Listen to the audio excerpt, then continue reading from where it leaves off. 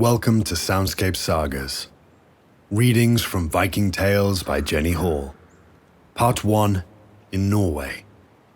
Chapter 6, Harald is King. Now when Harald was 10 years old, his father, King Halfdan, died. An old book that tells about Harald says that then he was the biggest of all men, the strongest and the fairest to look upon. That about a boy 10 years old. But boys grew fast in those days, for they were out of doors all the time, running, swimming, leaping on skis, and hunting in the forest.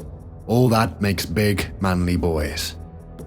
So now King Halfdan was dead and buried, and Harald was to be king. But first he must drink his father's funeral ale. "Take down the gay tapestries that hang in the feast hall," he said to the thralls. "Put up black and grey ones. Strew the floor with pine branches.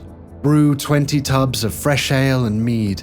Scour every dish until it shines."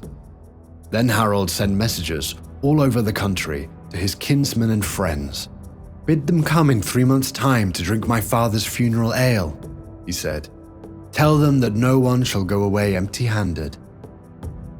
So in 3 months, men came riding up at every hour. Some came in boats, but many had ridden far through mountains, swimming rivers, for there were few roads or bridges in Norway. On account of that hard ride, no women came to the feast. At 9 o'clock in the night, the feast began. The men came walking in at the west end of the hall. The great bonfires down the middle of the room were flashing light on everything. The clean smell of this wood smoke and the pine branches on the floor was pleasant to the guests. Down each side of the hall stretched long, backless benches with room for 300 men. In the middle of each side rose the high seat, a great carved chair on a platform. All around behind the benches were the black and grey draperies. Here hung the shields of the guests. For every man, when he was given his place, turned and hung his shield behind him and set his tall spear by it. So on each wall there was a long row of gay shields, red and green and yellow, and all shining with gold or bronze trimmings. And higher up there was another row of gleaming spear points. Above the hall the rafters were carved and gaily painted, so that dragons seemed to be crawling across, or eagles seemed to be swooping down. The guests walked in laughing and talking with their big voices so that the rafters rang. They made the hall look all the brighter with their clothes of scarlet and blue and green, with their flashing gold bracelets and headbands and sword scabbards, with their flying hair of red or yellow. Across the east end of the hall was a bench. When the men were all in, the queen, Harald's mother, and the women who lived with her walked in through the east door and sat upon this bench. Then thralls came running in and set up the long tables before the benches. Other thralls ran in with the large steaming kettles of meat. They put big pieces of this meat into the platters of wood and set it before the men. They had a few dishes of silver. These they put before the guests at the middle of the tables, for the great people sat here near the high seats. When the meat came, the talking stopped. The Norsemen ate only twice a day, and these men had had long rides and were hungry. 3 or 4 persons ate from one platter and drank from the same big bowl of milk. They had no forks, so they ate from their fingers and threw the bones under the table among the pine branches. Sometimes they took knives from their belts to cut the meat. When the guests sat back satisfied, Harald called to the thralls, "Carry out the tables."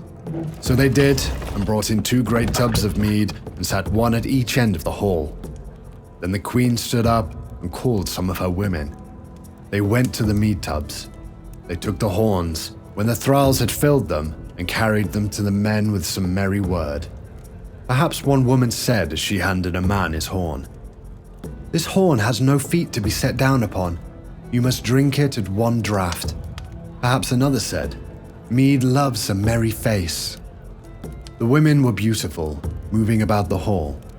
The queen wore a trailing dress of blue velvet with long flowing sleeves. She had a short apron of striped Arabian silk with gold fringe along the bottom. From her shoulders hung a long train of scarlet wool embroidered in gold. White linen covered her head. Her long yellow hair was pulled around at the sides and over her breast and was fastened under the belt of her apron. As she walked, her train made a pleasant rustle among the pine branches. She was tall and straight and strong. Some of her younger women wore no linen on their heads and had their white arms bare, with bracelets shining on them. They too were tall and strong. All the time the men were calling across the fire to one another, asking news or telling jokes and laughing.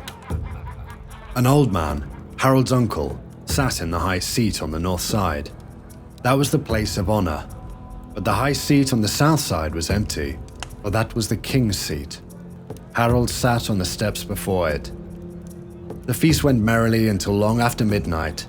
Then the thralls took some of the guests to the guest house to sleep, and some to the beds around the sides of the feast hall. But some men lay down on the benches and drew their cloaks over themselves. On the next night there was another feast. Still, Harald sat on the step before the high seat.